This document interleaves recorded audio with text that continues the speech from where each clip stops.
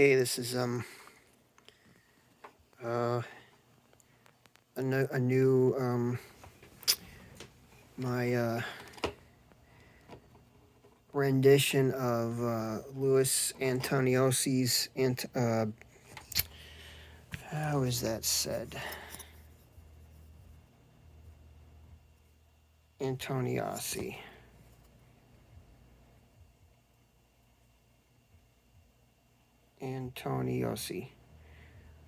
Luis Antoniosi.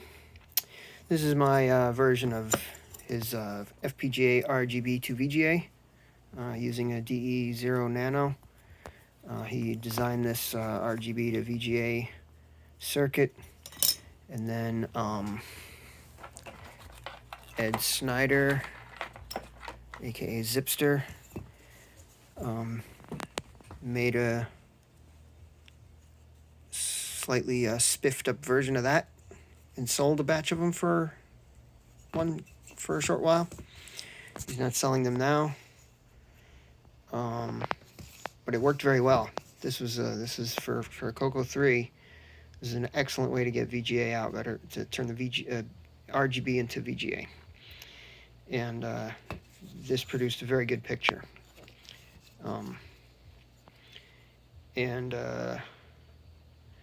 So Ed Snyder's version of this is the same circuit, but Roger Taylor came up with some different values for most of the resistors, and that's what Ed Snyder used on this. And so I don't know what Luis's original version looked like as far as the colors, but because I only ever had the Ed Snyder version, but the Ed Snyder version works very well. So so that's what this is. This uses the same resistor values from Roger Taylor and Ed, and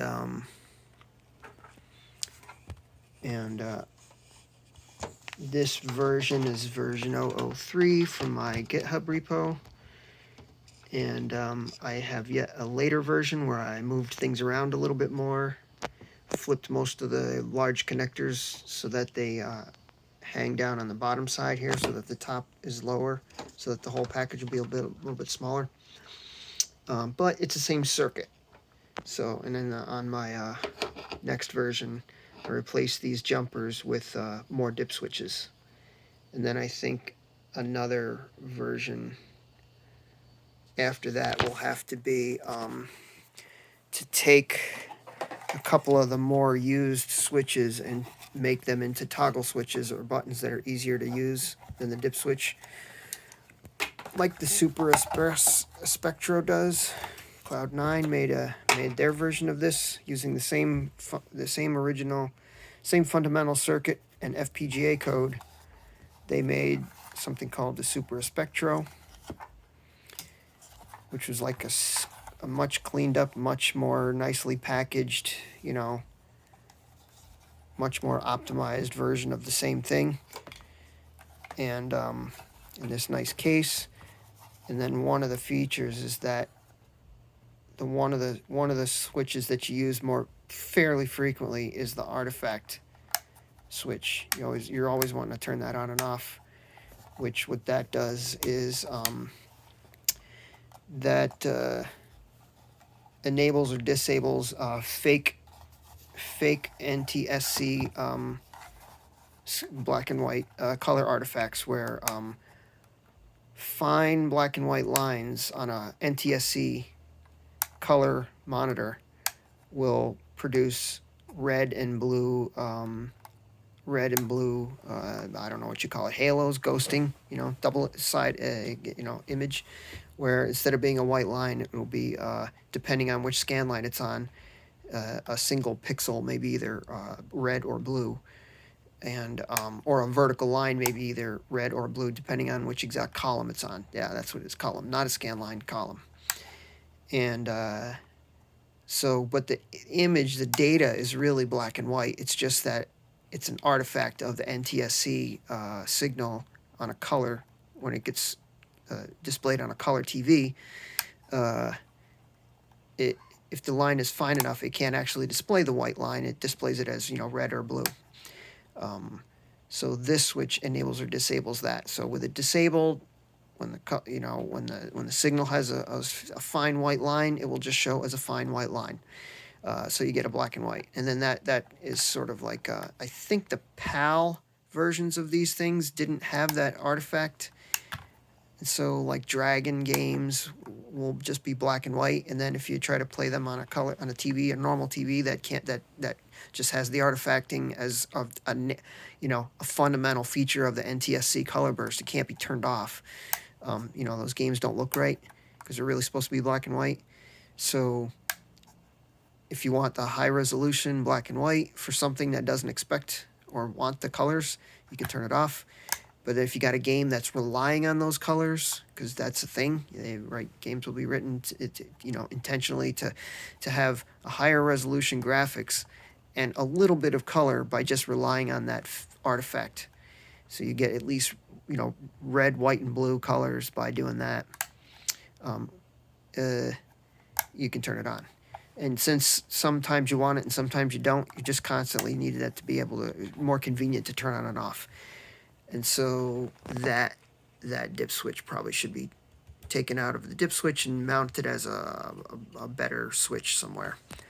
And that's probably like one of the only remaining updates to do to this.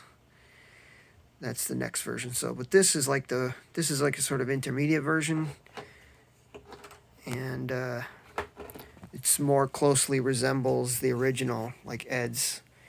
It doesn't exactly. The PCB is a little bit smaller, so this new version won't fit exactly in John Strong's cases that he made.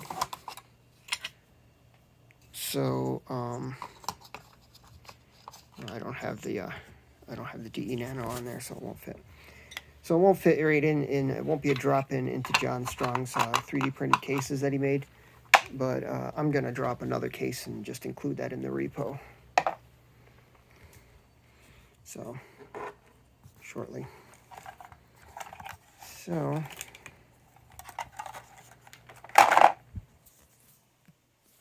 let's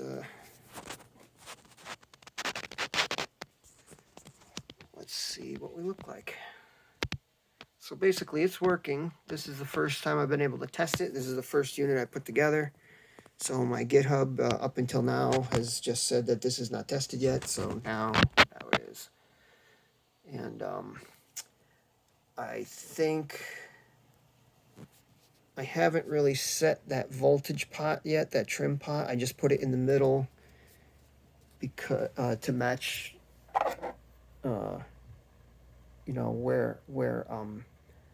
where Ed's was when I got it. I haven't set that. This is the way Ed gave it to me, so he must have adjusted it before he shipped it out.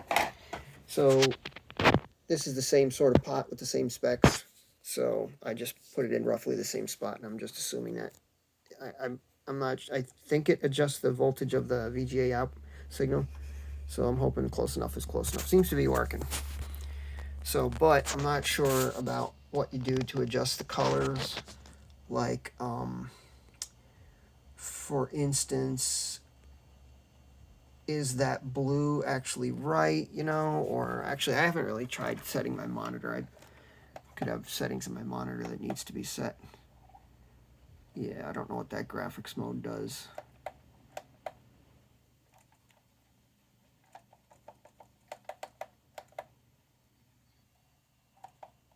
So when evaluating the performance of this VGA signal generator, basically, it's hard without a reference monitor. This is not a reference monitor, it's just an ordinary monitor. So probably every one of these modes screws up the colors some way.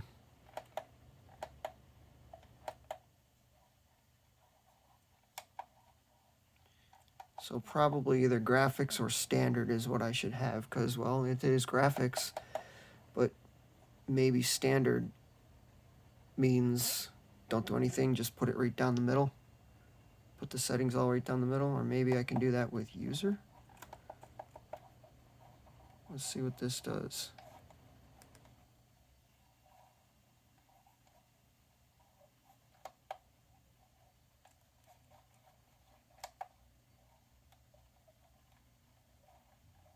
Input.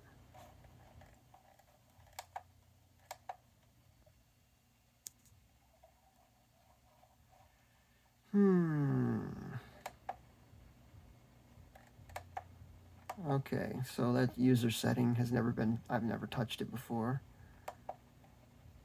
Seems to be all right in the middle, although you do have some things turned on. I don't know what warm is. Gamma 2.2, don't know what that, if it's right or not.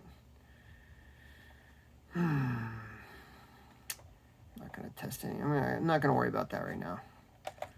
Let's just see. Let's just put it on, back on graphics.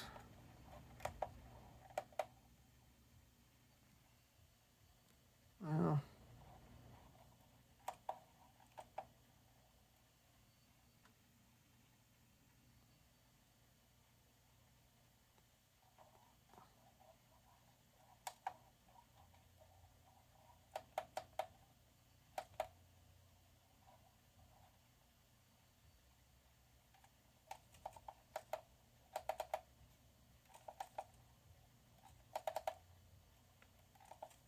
those look about the same.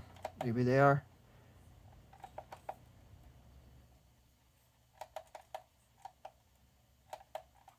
That almost looks better, that eco one. Just by making it dimmer is making more of the range visible. Like I could, like these last two blocks don't blend together. Maybe I'll leave it like that. It's like unintentionally a better picture, even though it's really, I don't care about eco. I want it to look the best, but let's leave it like that. All right. Enough of that. Let's do it. Kablooey. Yeah, that's because I am using a multi-ROM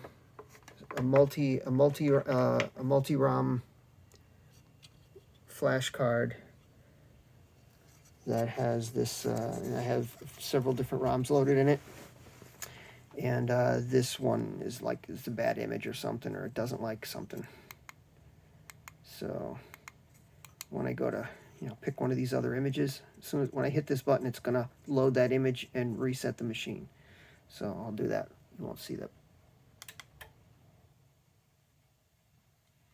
So let's hit V for video.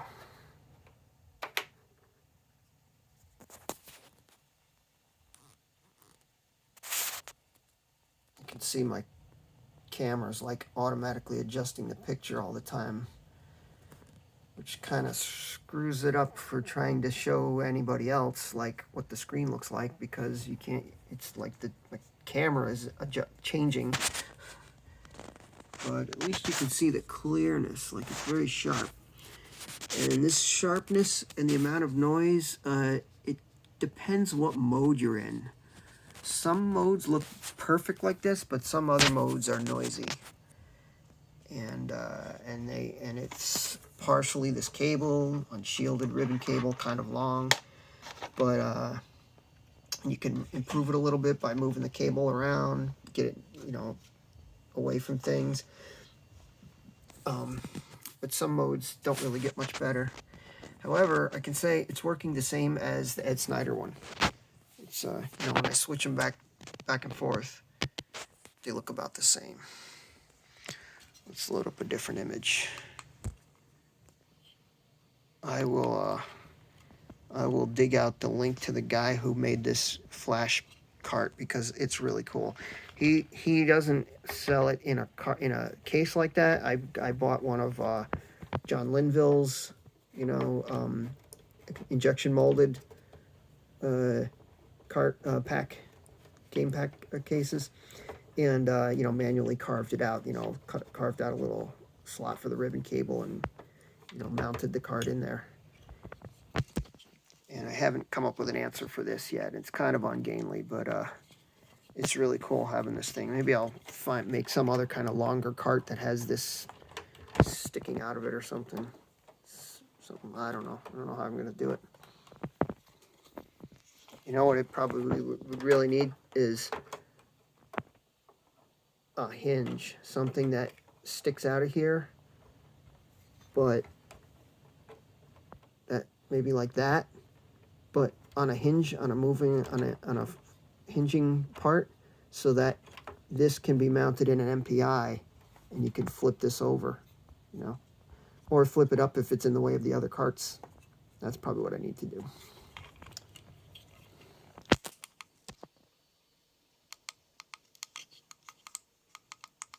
Yeah, I loaded this up with a bunch of mostly not games. Games are later.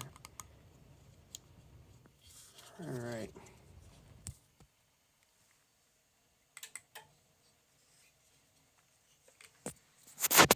All right, see here where it's got the vertical lines. If I flip on the artifact, actually I don't remember if this game uses that or not. Oh yeah, here we go. Flip on the artifact, and the lines become colored.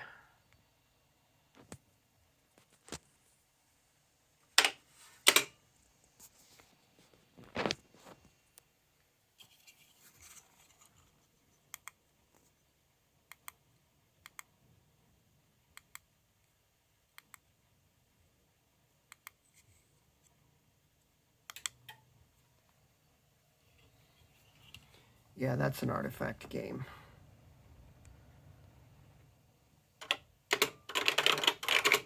Nah, I didn't dig out a joystick. Half of these games don't react to the keyboard, or don't seem to. I never really play games, so.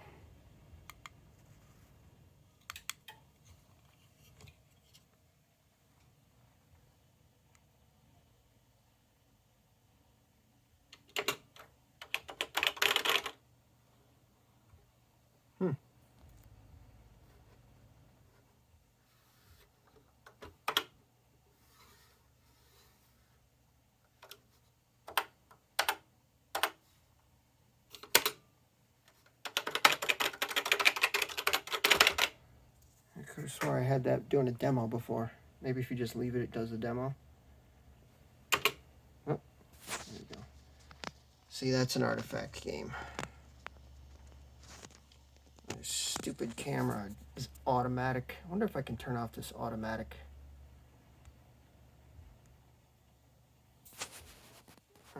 Yeah, I think I just did. No, that was autofocus. Oh, maybe it does that too. Oh yeah, my screen says AF/AE lock. So I think I just got the camera to stop doing auto exposure and autofocus. So if I turn off artifact, see, it's the vertical lines, like every other line, is blank, because it's relying on the fact that if you make a fine enough line, it can't be white. It has to be either red or blue on a real TV, on a CRT. So FPGA code can emulate that. Very cool.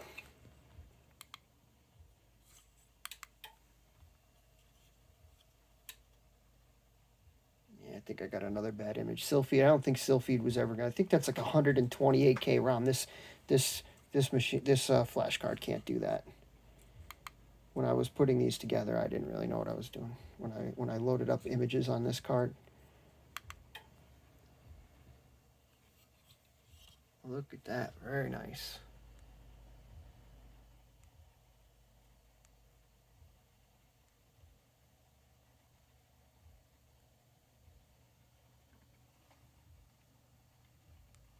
See if we get the focus and lock it.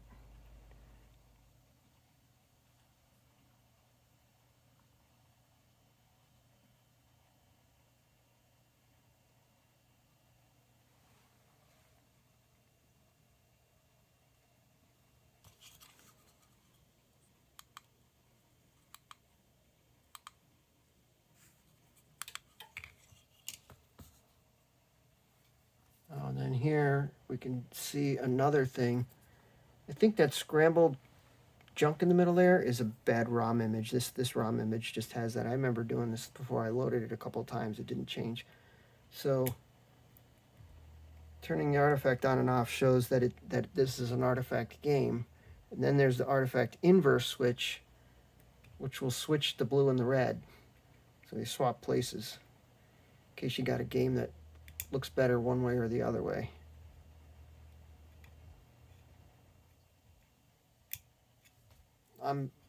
That when the colors were changing there, that was me flipping the switch, not the game itself wasn't doing that.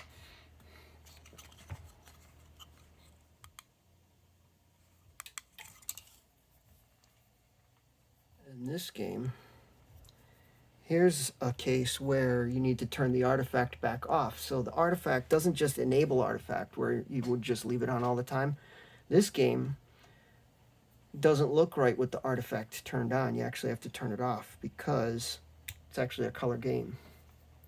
So when I just turn that artifact switch off, it looks like this, which to me seems more correct. Still looks a little funny, but I don't know what it was ever supposed to be in originally, but this looks more correct than before. So that's why you need that switch to be kind of convenient, and this little dip switch is not really convenient.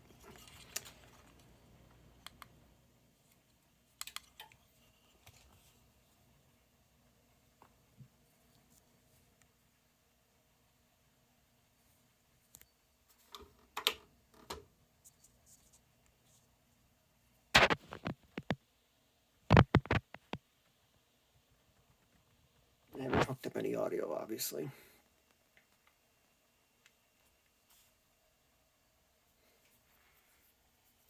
So all these so far have looked pretty good, and I said that some screens don't look so good, and it depends what mode you're in.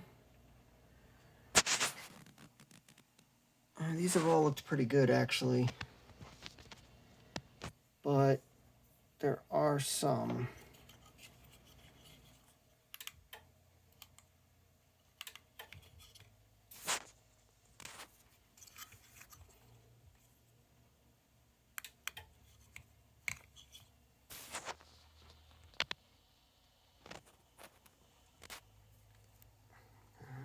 Are.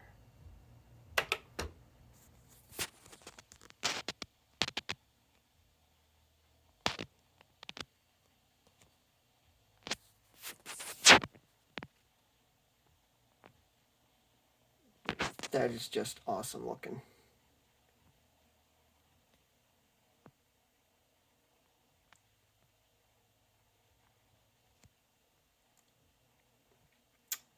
This is a testing version of this load runner port from a couple years ago. I don't remember. I'm not sure. I haven't looked at this recently. I think this may not be the latest version. I was testing it for the guy. The guy who was making the port. I happen to have the stuff set up here like this to make it very easy to take his ROM image and load it into this flash card, this multi-image card. So, I didn't have to burn an EEPROM or anything. I just was very easy to, I was in a position to test his port very easily. Not just in an emulator, and because he wanted a real Coco 3. And there it is. So I don't know if he went on and did more work after this, because this is like I say a year or two ago, a couple of years ago, and I haven't touched it since then. But sure does work well.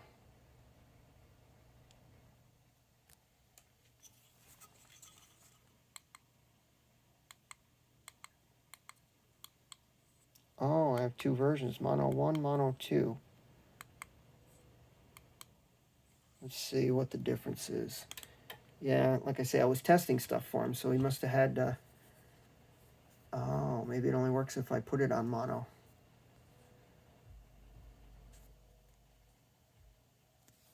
Let's see, RGB. Oh, okay.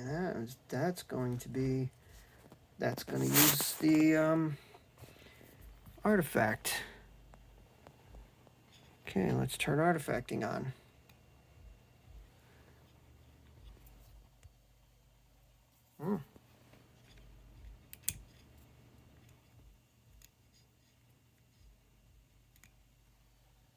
Interesting. I turned on artifact and it didn't change.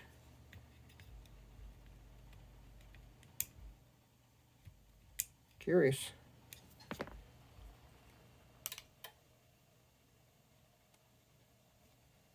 Maybe maybe I have to pick. Let's see. Try R again.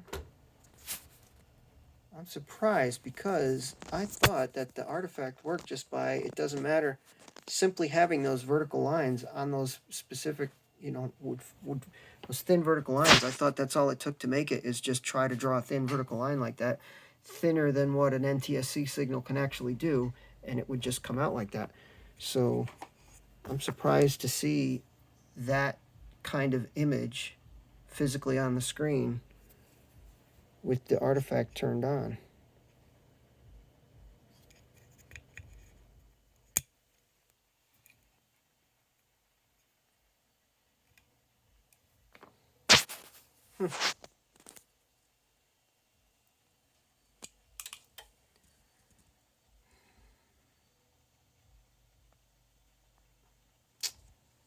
Well, it was a testing, so I don't remember what the deal is. What we were actually testing.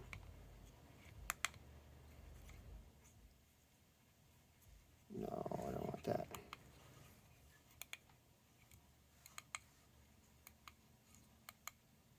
Oh, load runner color, load runner mono 1, load runner mono 2. Oh, I don't remember those. Load runner color.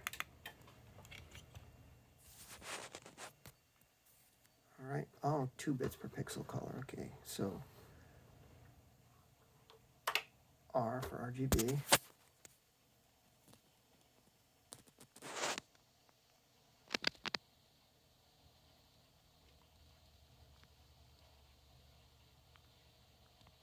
Okay. So mono 1.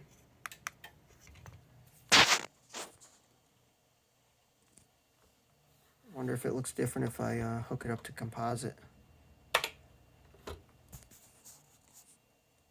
This is probably, is clearly, when you see those vertical lines like that, those thin vertical lines, it's absolutely supposed to be doing artifacting. So maybe that's what we were testing. Maybe he couldn't get that to work right, or wasn't sure it would work. You know, or maybe it worked in an emulator and it just wasn't sure it would work for real. Let's try mono 2, whatever that is.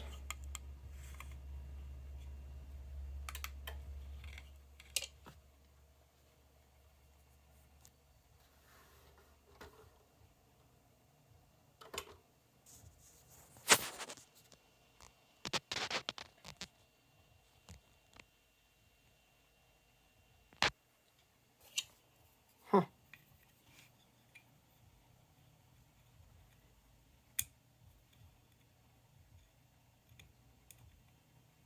Interesting.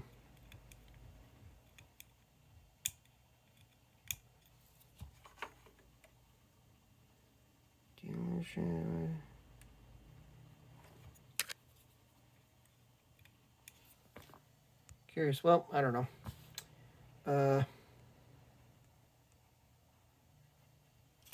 Whatever. I guess it's not important. These were testing images anyway, so maybe that's just why they were testing images. Because if I go to some other thing, all right, Sylpheed was a bad choice because it doesn't. What is demolition derby? See, the artifacting still works. So it's just something about that image. I don't know. I wonder what that ROM is doing. How can it even draw those lines? How is it even possible to draw those lines and have them not come out? See, like that is I turned off artifacting.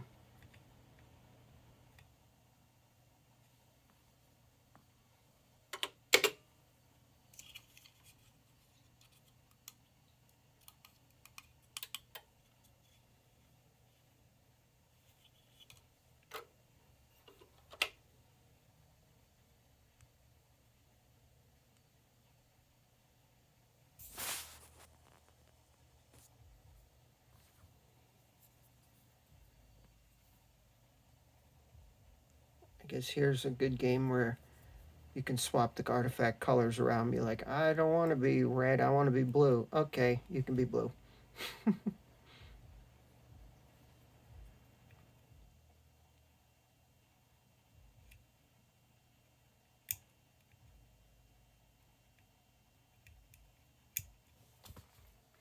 That was me flipping the artifact inverse switch, which just flips which columns get the red and which columns get the blue.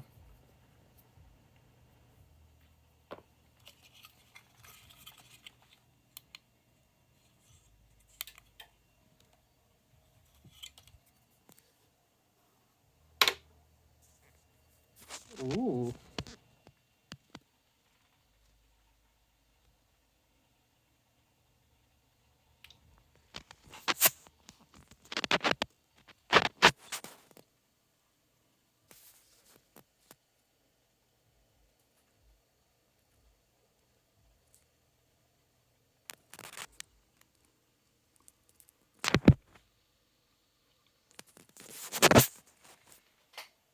Wonder what explodey noises it's making.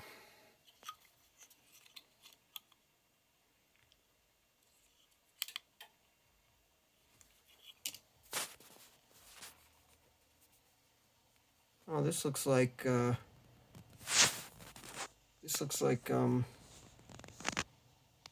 the Model 1, what's it, Robot Attack?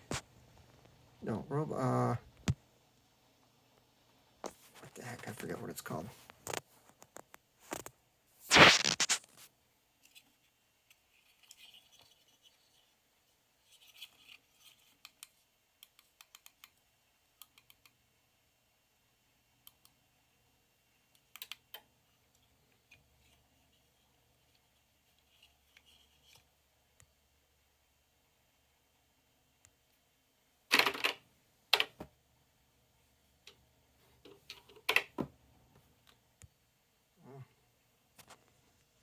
I've never even played this.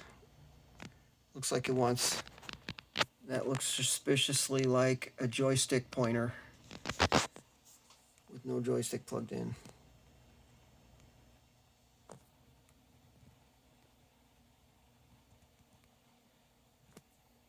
Let's see if the interlace is, artifact is not doing anything on this. Oh yeah, see, maybe this is a good one to turn off artifacting, because if it's got colors, which it does, that's yellow, it doesn't, then you don't want the artifacting because it's not trying to do that. That's supposed to just be white, nice, crisp, clean white text, which if you turn on artifacting becomes blurry, which looks like a TV. But in this case, we don't want to emulate a TV. We wish we could have a TV that was better than TVs were. And pretty nice. All right, so here's an example of a screen that doesn't look so good.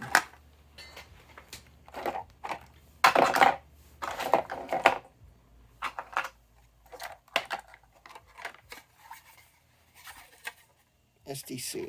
I'll get some fingerprint or something on there. I was working on a printer yesterday, and I got toner all over the place. Two printers, toner and inkjetting. So anyways, so this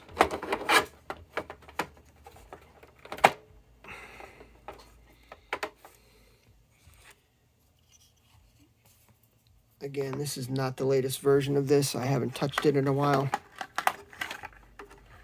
So maybe this is something that's been cleared up in, in software.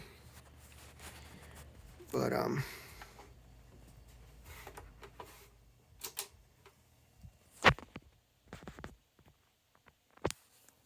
oh, you know what? Look at that. It's what I was going to show you. It's not doing it.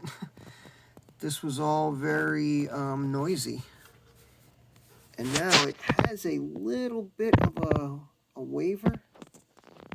It's hard to tell there, you know, it's not really coming through on the camera that well, but I can see a waver. There's like a wave going through.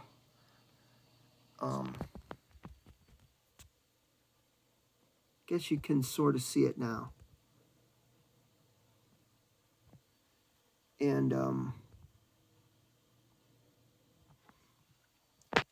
that's still way better than it was. Before, all these dark areas had like a staticky lighter green fuzzed all through, and it was even. All the dark areas had an evenly, looked like static background, like a mix of the lighter green. And it got stronger and weaker if you moved the cable around. And this camera is constantly auto-balancing. Let's see if I can block that again. Every time I touch the screen to make it refocus, it unlocks the autofocus, auto-balance.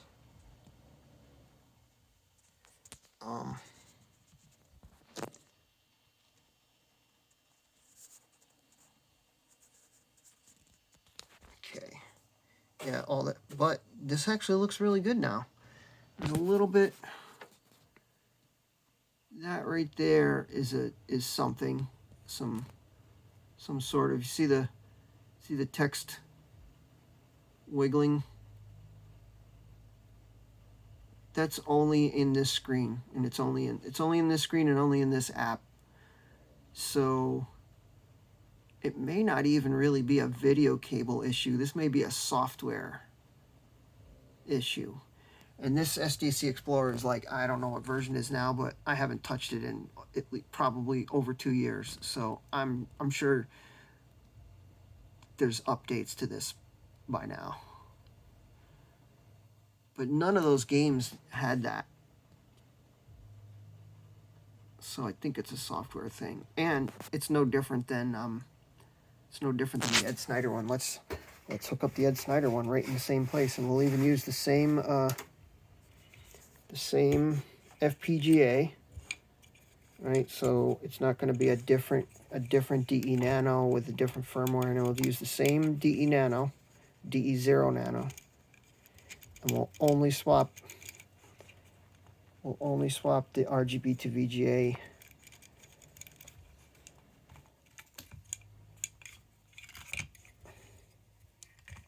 Let's see what that one looks like. I hope I don't wreck all the pins doing this with one hand.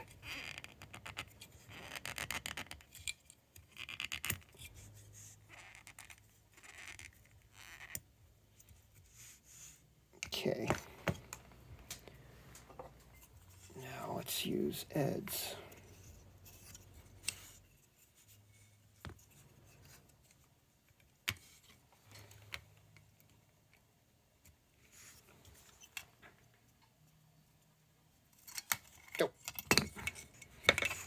Damn it. Doing this through the camera is hard.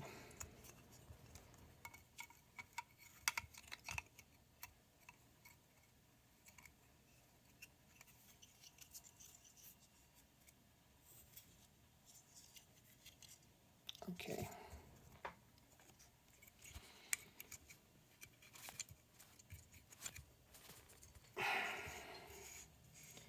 Now my cable. My cable is different than Ed's. I have to use my other cable. I can't use the same cable because I think the way Ed has this plug wired is actually backwards or upside down.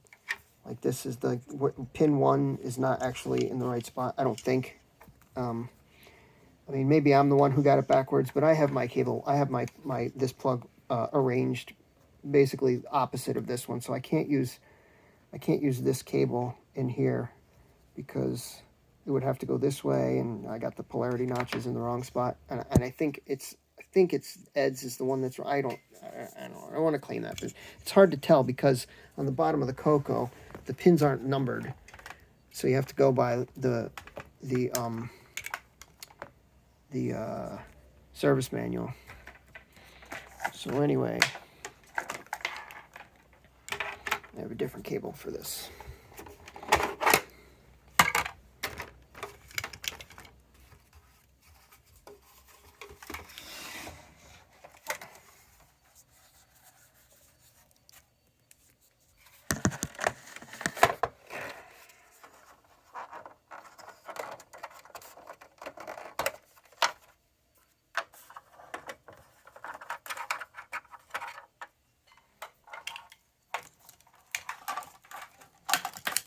So that's one piece of the equation that we can't keep the same between the two.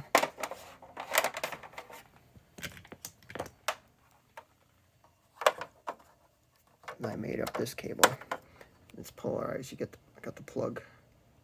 Got the plug in one of the pins, so it's polarized with this, so it can't be done backwards. And I used a shielded serial cable. Shielded serial cable to get to make nice round cable, just because I like the round cable, you know, in that channel. But cable's pretty long, so it does pick up some noise just by being long. But the other cable is just a bare ribbon cable. It's much shorter than the one I was using. Right, this is, I think, 3 feet. Just a pre-made 3 feet cable from DigiKey. I figured there's like three or $4, $2 or $3 for pre-made cable. No sense buying the connectors and having to crimp them, and you know, it's a couple bucks to get the whole thing pre-made, so just order that. This one is, I don't really like it because it doesn't have the strain relief, and it's not polarized either by a notch or by having one of the pins blocked. So now you could just buy those little pins and block up the pin and make it polarized. And I don't remember if this plug on Ed's came this way or if I added my own plug. I seem to remember changing this plug, you know, putting a different plug, because I think the plug that it came with pointed upwards, and I wanted a right angle plug. And I probably also am the one who removed the one pin to make it polarized, so that you know, if I can't have the right polarized with the notches, then at least I can polarize by blocking up one of the pins.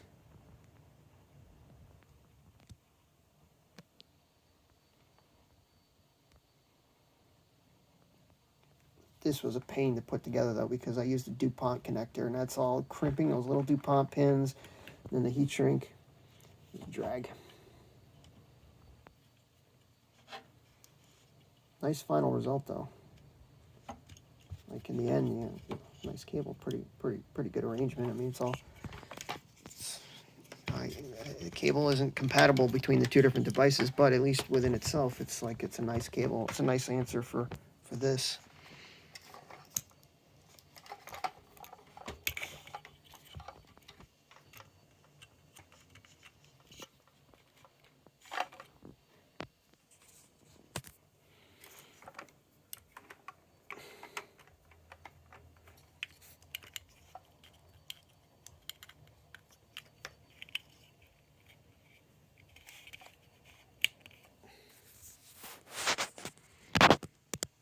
All right.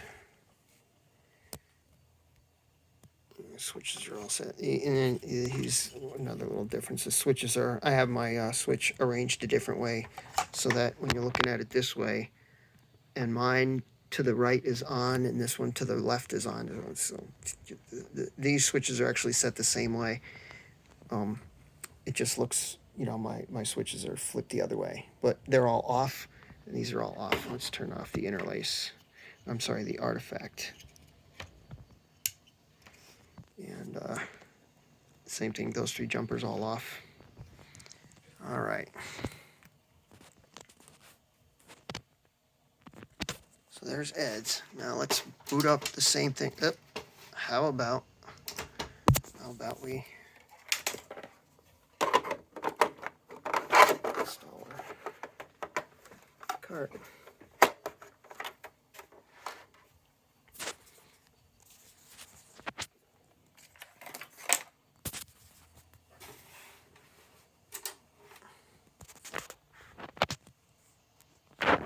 Yeah, see, that's what I was talking about. This is Ed Snyder one, but let's try the shorter cable. Let's try the shorter cable.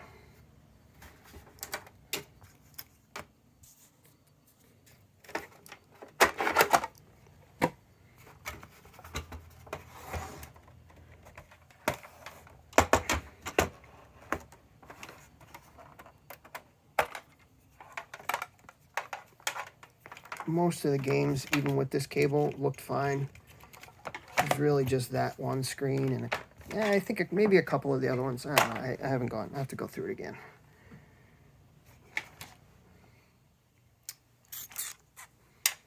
There we go.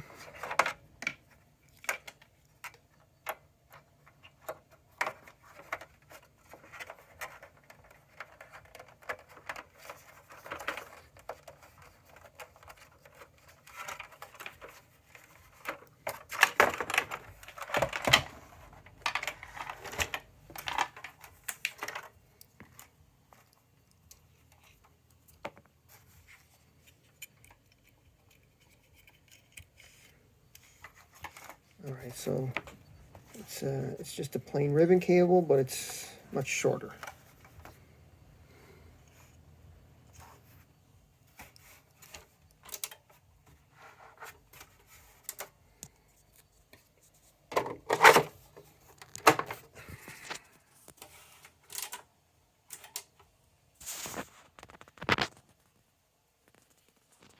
Yep, same thing.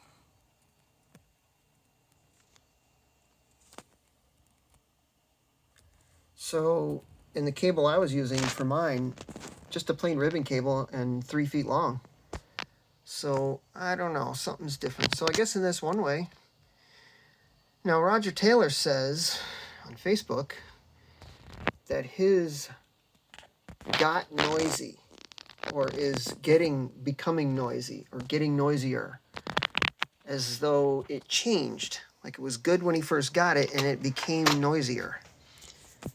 And maybe this did too. Maybe this used to be clearer and I don't remember. And maybe it just looks like this now because maybe mine did the same thing. Maybe it got noisier, but I don't know why it would, why it would. I mean, nothing on here changes. These resistors don't change value. You know, the FPGA code, nothing on the de-nano should change. You know, I don't know why.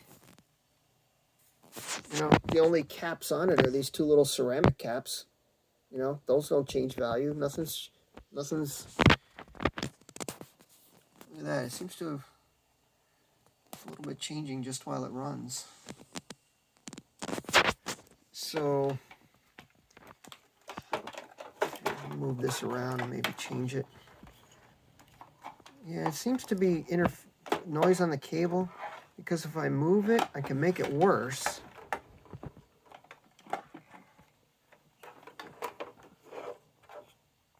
Yeah, hard to tell.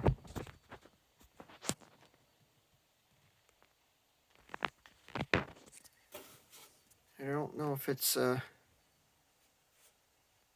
still looks pretty good.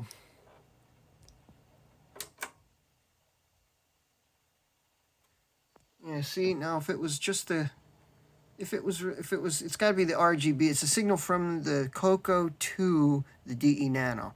Coming out of the de-nano, de0-nano, coming out of that, it's clean because this is the test pattern generated by when it's not receiving anything from a Coco. So if there was anything on here that was picking up interference, then it should show here, right? There's, you know, in most cases, I'm sure there's some theoretical, you know, some small opportunity for a signal to only have noise when this is engaged, but by and large, you know, the resistor network coming out of the FPGA to the VGA, that all should be the same. And so if it was going to be noisy, it'd be noisy now. So it's got to be coming from the Coco or from the cable from the Coco. So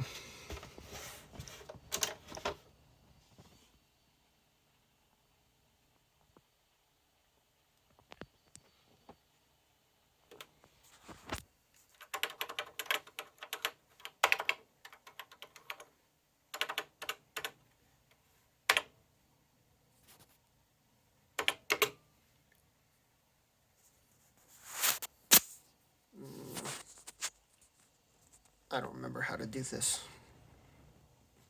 Shift H. mount directory, Shift M. I'll mount disk and drive on. Drive on. Select disk dir. AZ. All right. So Shift M.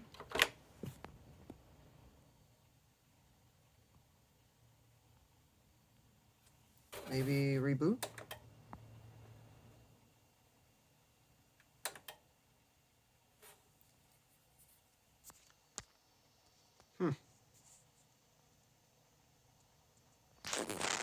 Oh, maybe there's some exec or run command that I don't remember.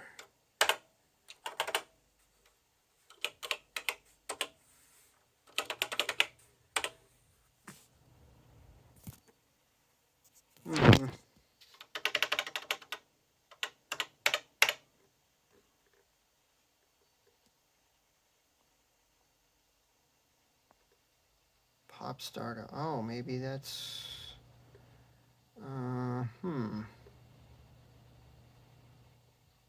Data code RGB codes. Code RGB code composite. Yeah, I don't remember how to run Popstar Pilot. I did run it at least once before, so I know it works, but.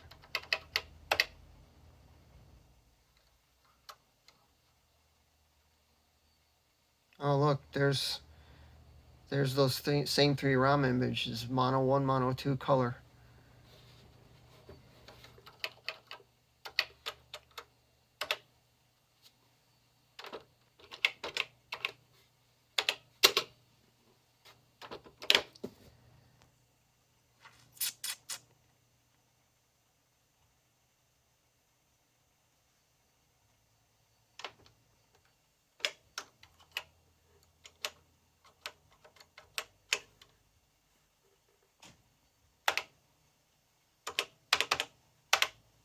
Oh, maybe that's okay.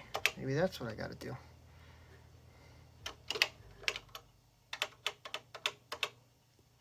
Right arrow. So maybe. All right.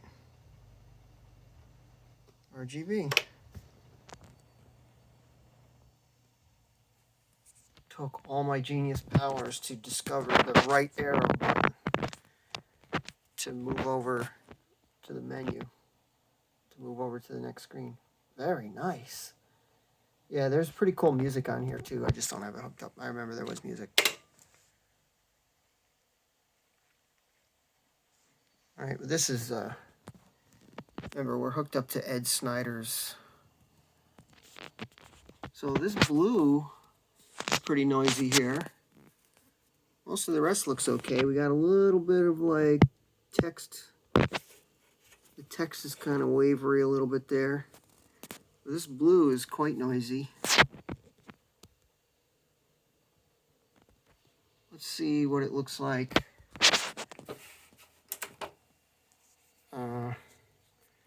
with mine.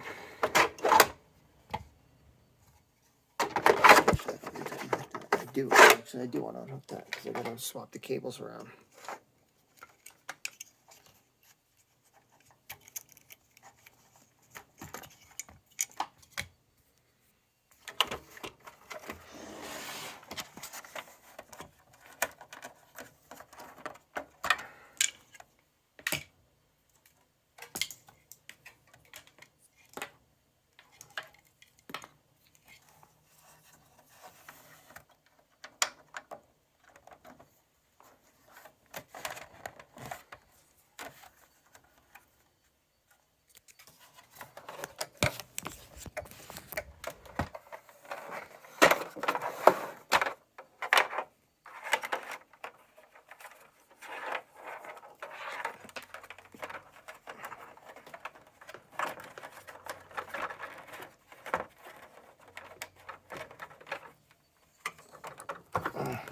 Why doing things with one hand is so aggravating.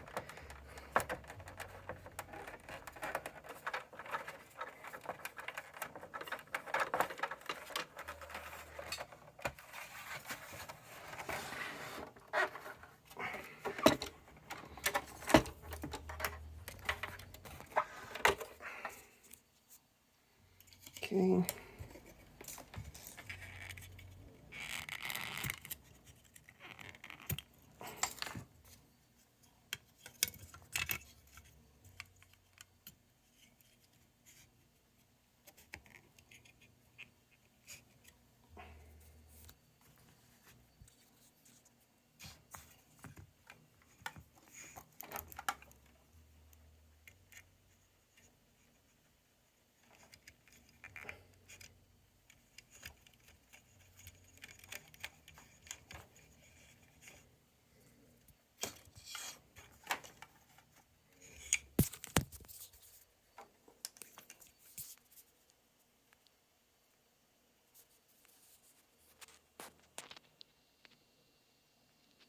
All right, so my cable I have polarized both ways. I got the block, I got the plug in one of the pins, and I used the connector with the polarization bump and strain relief. So the two different forms of polarization. So on this end, the pin is missing, but also it's a it's a normal header with a normal polarization slot. But on the Coco side, there's no external polarization notch like that. It relies on the pin. So this way, both features are on both ends of the cable. So whichever way you plug in the cable, it still works. You still can't plug it in backwards. So, all right, let's see what we got.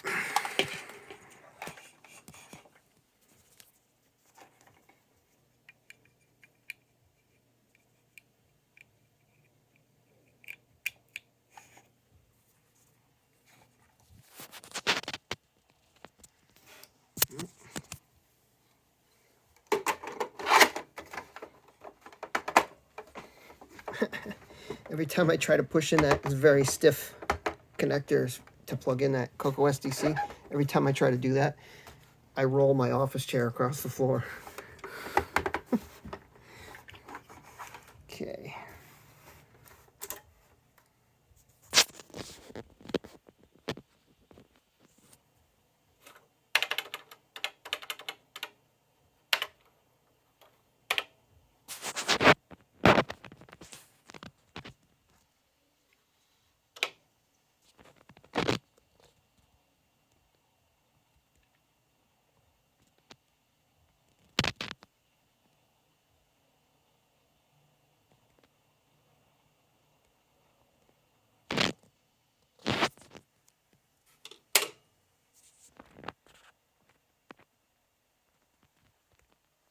Look at that.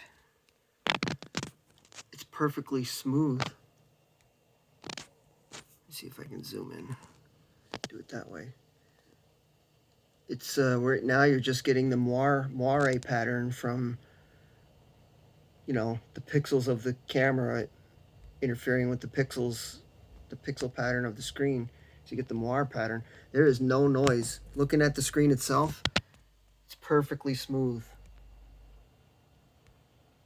That noise doesn't exist. There's a little bit of that wavering to the text there, same as before. And I don't know what these little red blips are. I don't remember if they're there. Oh yeah, it does look like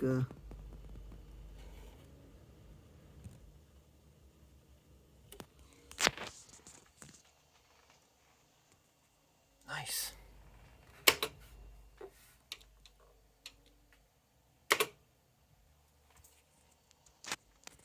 So this actually looks better in person than it does on my camera screen, because I don't get all this weird moire patterns. It's just perfectly smooth. It's the same color. It looks like almost the color of a VIC 20 screen. That slightly slate gray, purple, blue. I don't get any noise anywhere else. Yep, a little flickery to the text there.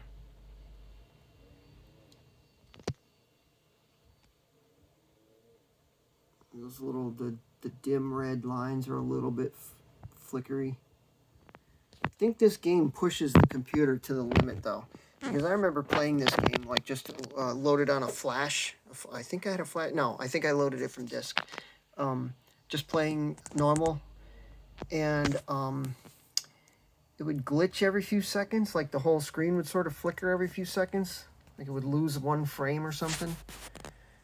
And it just, I got the impression that it's just pushing this CPU to, it's just all, you know, he's got it.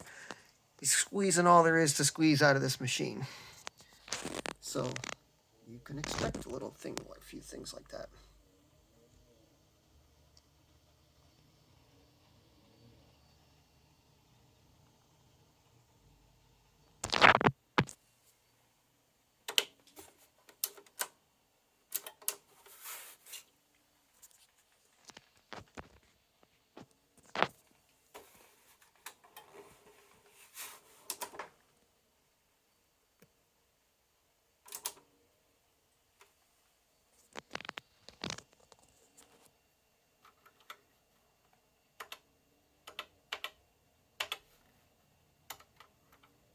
I don't think I've ever even played this.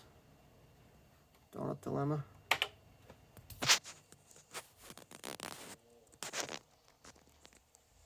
Maybe it came on the disc with Popstar Pilot.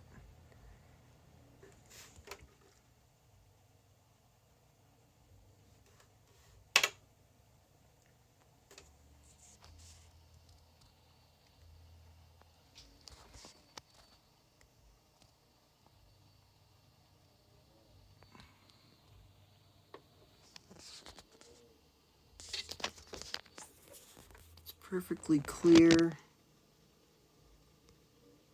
That red text there, see the little, get that, I see that in real life too, that little,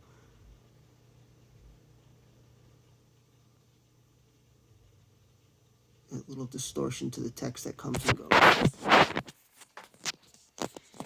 So, basically working.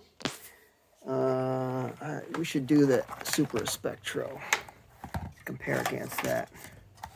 I've said a few times in a couple of the forums that the Super Spectro had a little bit of a noise, a little bit of a, like some kind of signal bleed over that the rgb2vga doesn't have. But I've seen enough slight blemishes with this, and I've seen it that it, you know, well, not this one, but the original one, you know, in certain modes, that I'm wondering if I just didn't look at this long enough, and maybe that's all I was seeing.